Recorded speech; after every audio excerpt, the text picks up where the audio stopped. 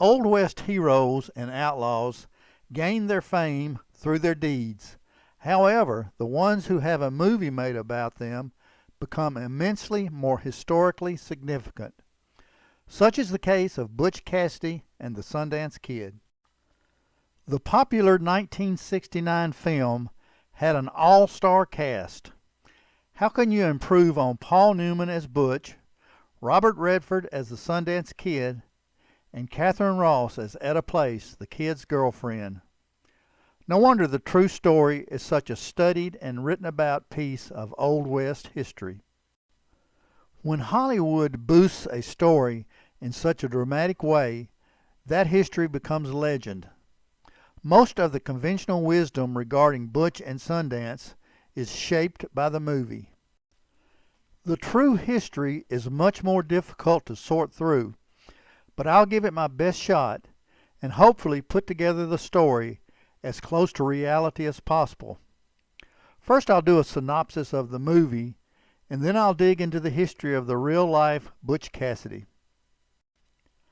I had not watched the movie in many years prior to starting to research this video. I guess I had forgot how entertaining a movie it actually was. I had somewhat forgotten what a great actor Paul Newman was. I had basically forgotten how beautiful Katharine Ross was in her younger years. I had forgotten to a great extent how Hollywood portrayed the story. Well, in rewatching it, I was very much entertained, but also remember that the Hollywood version of the story is quite different from the accepted historical version. Not that unexpected. Hollywood always has a different angle to a story, and history is usually a totally different animal. All that being said, if you have never seen the movie, or it's been a long time, like for me, I highly recommend spending a couple of hours and watch it for the first time or rewatch it. I don't think you will be disappointed. Now on to the history part of the story. Robert Leroy Parker, who would later become known as Butch Cassidy, was born in April of 1866 in Beaver, Utah, and would grow up on his family's ranch near Circleville, Utah.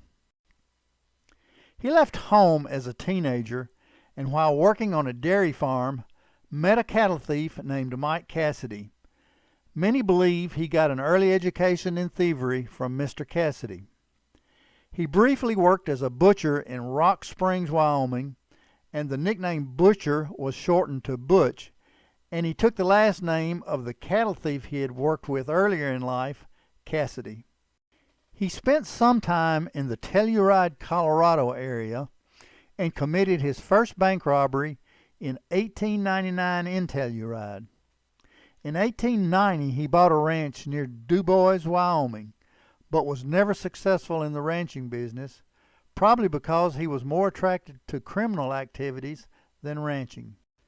In 1894, Butch was arrested for stealing horses. Ironically, he was not really guilty, as he had purchased the horses from the thief who had actually stolen them. He spent 18 months in jail for that alleged crime, the only time he actually did jail time. When he got out of prison, he teamed up with Elzie Lay and other criminals who became known as the Wild Bunch, or alternatively the Hole in the Wall Gang. The Hole in the Wall name was taken from a favored hideout area for criminals in Johnson County, Wyoming. Elzie Lay was Butch's most trusted gang member. The Sundance Kid had not yet joined the gang, and Elzie spent the early days of Butch's criminal enterprise with him rather than Sundance.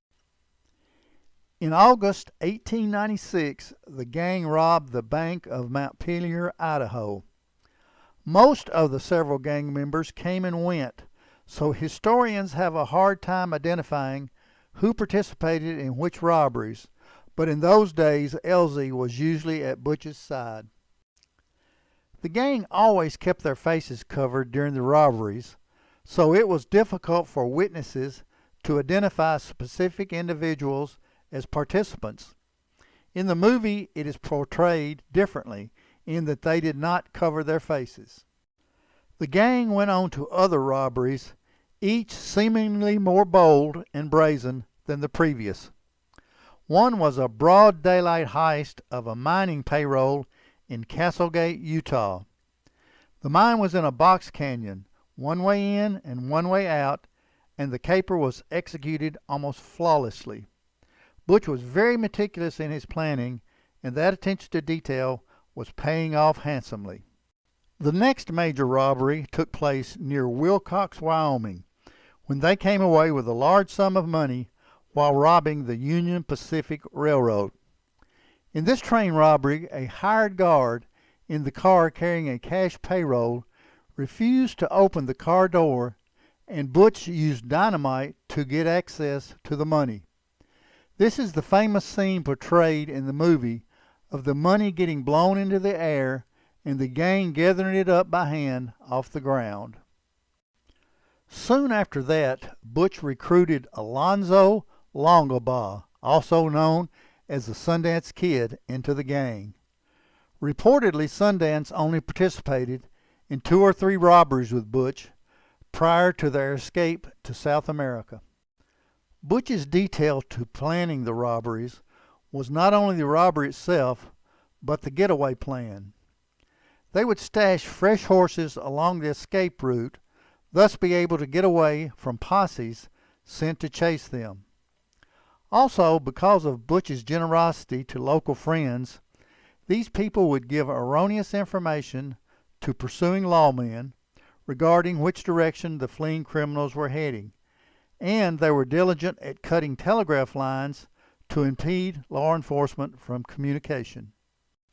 Although the criminal enterprise was wildly successful, things began to change when the Union Pacific Railroad hired the Pinkerton agency to pursue and apprehend or kill Butch and the boys. 2 more robberies, a train in Tipton, Wyoming, and a bank in Elko, Nevada, brought intense heat on the gang. After that last bank job, the gang met up in a brothel in Fort Worth, which they customarily visited after jobs, and there they made a poor decision. In 1900, 5 members of the gang, including Butch and Sundance, had a photograph made of themselves all dressed up. The picture became known as the Fort Worth Five, and it began to be circulated around. The Pinkertons now had pictures of the gang, which made their pursuit much easier. Butch and Sundance decided that the noose was getting too tight, and along with Sundance's girlfriend Etta Place, fled to Argentina. Once there, they bought a ranch and attempted to go straight. However, they were implicated in a bank robbery in southern Argentina, which they may or may not have committed, which put them back on the run and in the business of criminal activity. They fled from Argentina to Bolivia. At some point, Etta Place returned to San Francisco, never to be heard from again. Butch and Sundance started doing what came natural to them, robbing banks and mining payrolls. Eventually, the authorities in Bolivia caught up to them, and the jig was up. Conventional wisdom is that they were shot by the authorities or possibly committed suicide to keep from suffering from wounds received in the gun battle that took place prior to them holing up in a small room in the small town of San Vicente. There are other theories that Butch survived and eventually made it back to the U.S. and lived until an old age. Members of his family even claim that he came and visited them. I don't ascribe to any of those theories, and it is my opinion that Butch and Sundance both died in Bolivia. That is just an opinion, nothing based on hard fact or indisputable historical evidence. I know from doing these videos that there will be people who will dispute my opinion with certainty, and that's okay. Everybody has an opinion, and your guess is as good as mine. If you enjoyed this video, give a thumbs up, make a comment, and most importantly, subscribe to the channel. As always, thanks for watching.